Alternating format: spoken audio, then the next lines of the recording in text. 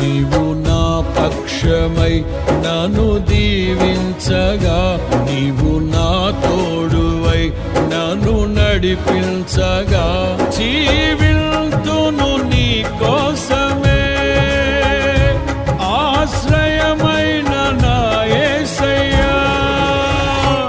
అతి పరిశుద్ధుడా స్తుతి నైవేద్యము నీకే అర్పించి కీర్తింతును. అతి పరిశుద్ధుడా స్తుతి నైవేద్యము నీకే అర్పించి కీర్తింతును.